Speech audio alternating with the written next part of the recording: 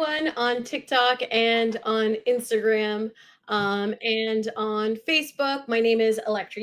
I am the artist visa lawyer, and I talk about all things related to being an international artist living and working in the US. So I know that I haven't been live in a while, so that's why we're going to go back to the basics and talk about starting the O-1. Like, what is the process? How should you think about starting your O-1 visa journey? So the first thing is go and get all free resources. So this would be resources on my website, resources on USCIS.com, and then generally just trying to talk to people about what they have done on their O-1 visa journey. Now, remember, I think this is important to note that what has happened for one friend might not necessarily happen for you because all cases are different.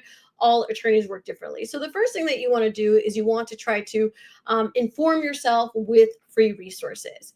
Number two, you want to meet with an experienced attorney, right? You want to work with somebody that has experience working with international artists, that understands the different intricacies and nuances associated with entertainment and immigration.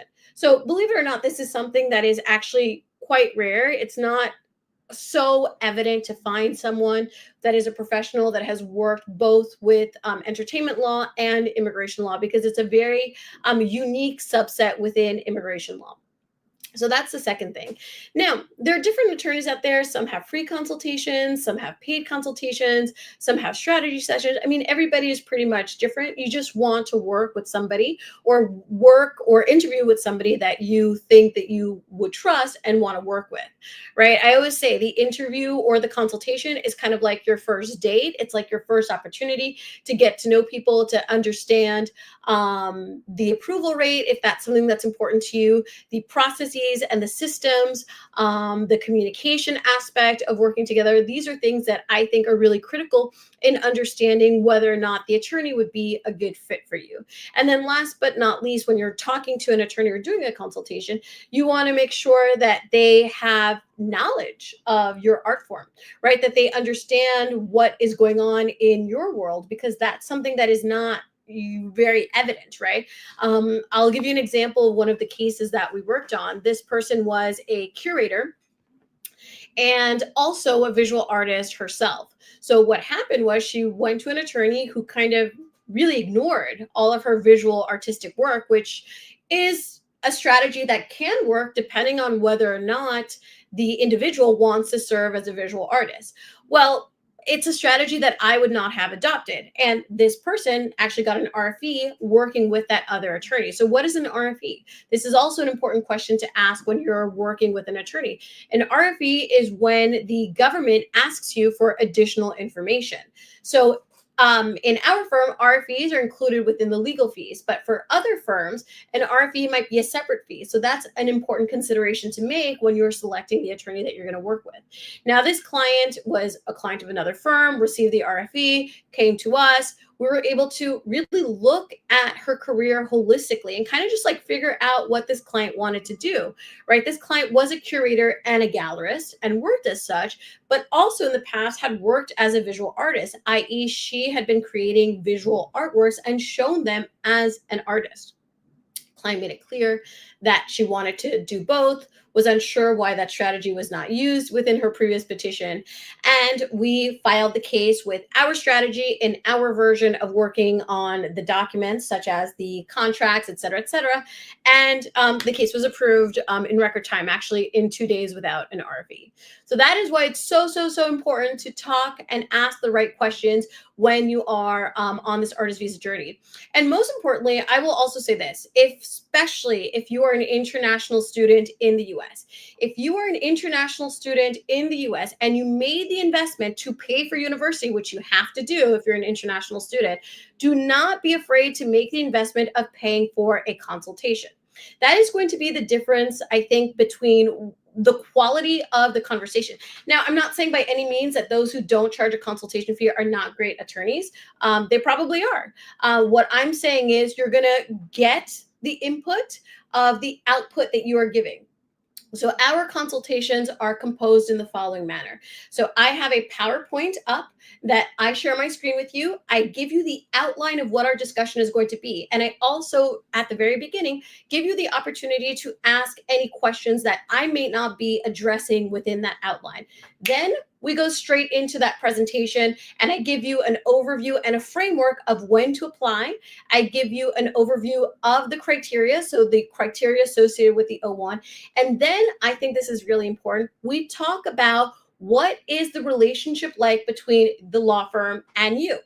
This is because you need to be prepared, right? When you're going into and starting a new relationship with a law firm or any sort of professional organization, you don't want any surprises, right, to come up while you're working on your case, which is why that part of our consultation, the processes and what to expect working with us, I think is really important to give you insight as to whether or not this relationship or this type of representation would be something that is fruitful and beneficial to you.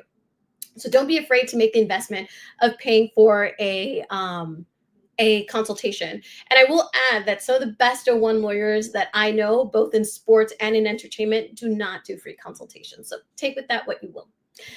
So I hope that these 3 tips are going to kind of like force you into thinking critically about the O-1. So number 1, get all the free resources possible. So this includes going on our website. We have an O-1 visa checklist. We have an ebook about developing your professional profile for the O-1. And number 2, booking a consultation, figuring out what it is that you want in terms of representation so that you can really structure your time properly for the O-1. And then once you have your lawyer and once you kind of have like a general idea, that's when you need to start to think about the different components of the O-1. And that will be another live. I'm going to be going live almost every day for the next couple of weeks at around 10:30. Tomorrow I'm going to go live a little bit later in the evening just because it's a big day for me.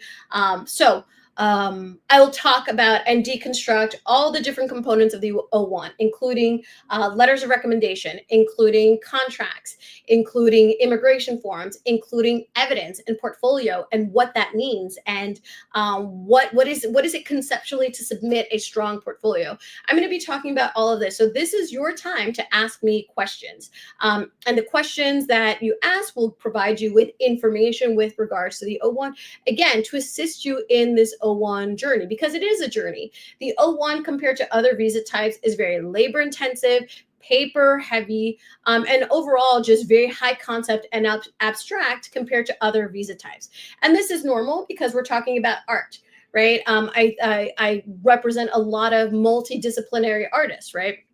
What does that even mean, right? Can you be a multidisciplinary artist if you are a fashion designer and a social media expert? Absolutely. Absolutely, in the sense that we have won those types of cases. Can you be a performer and a producer at the same time? Absolutely. We have successfully won these types of cases. So it's really, really important to understand what it is that you want to do, so that the attorney that you work with really understands how to create the map of your petition. And creating the map of your petition is going to depend largely on your field of endeavor and your professional title that's going to be used within the petition, right? So thank you everybody for joining. I'm going to be going live every day. I might have a little bit of time today, but I'm not too sure. Again, I love talking about this. And if you want any free resources, I really encourage you to go to our website and download our O-1 visa checklist and download our ebook, and also subscribe to our newsletter. So for those of you who are not subscribed to our newsletter, I send newsletters periodically around every holiday. I also send USCIS updates. And when there is a holiday, I offer discounted consultations. I think this is a great way to get your feet wet and to kind of just figure out if this is something that might be of interest to you. But if anything, it's an informative newsletter with updates on the law, with some of my informational videos, with reviews from clients. And if anything, it just gives you a little bit more insight into who I am and the work that we do at our law firm. So for those of you who don't know me, I'm Elektra Yao. I'm New York City based. immigration attorney with a focus on creatives and artists. So I represent exclusively artists and creatives for O-1 visas, EB1As, which are green cards, and EB2s, which are green cards as well. So I work only with artists. And you might say, like, Elektra, why are you working only with artists? And the answer is quite simple, because I myself am a former artist. So growing up in New York City, I studied theater for 10 years. I also got a photography scholarship to go to college. And then I pursued filmmaking in college. Post-college, worked in the film and TV industry in New York City. So done a bunch of work in the arts, both in front of the camera and behind the camera. And I think that that is really important, right? Because I speak the same artistic language as a lot of the clients. And I really do this because I am passionate about the arts. I'm in my office now, but you can't see because right in front of me is me on the cover of the student newspaper of Texas, where I was selected to be on the cover because of a documentary film that I had written, directed, produced, etc., which was shown at South by Southwest when I was 18 years old, which I think is really cool if you are into filmmaking and telling visual stories. So yeah, I'm interested in the arts. I'm passionate about the arts. I support artists in many different ways. And this is why I do the work that I do. It might make a difference to some people. It might not. For me, it makes a difference because I think that when you have passion and dedication and determination in the work that you love, you tend to have really positive outcomes. And in our firm, in our life here at Yao Law Group, that translates into approved cases. Not only does it translate into approved cases, but it translates into approved cases for people that have been turned away by other lawyers, for people that have complicated cases, for people who have been previously denied, and for people who just want somebody to believe in them. So that is what our world looks like here. We eat, sleep, and breathe art in all different types of ways. And I'm very proud of the firm that we have and the different work that we do. So like I said, first step for how to start your O-1 visa journey, go and download all of the free resources that I have written for you. After you have downloaded the free resources, start to scout out different people, different attorneys who can represent you. Think about the certain questions that you can ask them so that you can feel comfortable. Try to understand their procedures and processes, and then start to educate yourself on the different components of the O-1. These different components I'm going to talk about in different videos throughout the week, and I hope that you guys can continue to join me and ask questions and develop the information necessary for your O-1. I know that it's a scary time because of the current administration.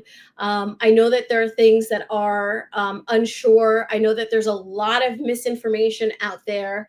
And I think I will also do a video on different things to prepare specifically for this administration. And they're not necessarily O-1 related, but it's related to different sorts of documents that you can utilize to feel more protected, to feel more at ease walking down the street. Just because there's, again, lots of cultural changes that are happening. I'm proud to say that there have been no legal changes to the written law with regards to the O-1. So at least we have that for now. But yes, I will do a video on different things that you can do to protect yourself or feel more protected. Because once you're in detention, there's very limited things that an attorney can do. So I hope that this was helpful. And I will see you guys hopefully later today. But if not later today, then I will see you sometime tomorrow. I'll be live later in the day. And if you have questions, feel free to ask them during the live. Sometimes I don't always answer DMs because we also have to do legal work. But I'm happy to answer any question live if I think that it's appropriate to people who are watching. So thank you so much, everybody on TikTok, on Instagram, and on Facebook. I will see everybody tomorrow. Bye-bye.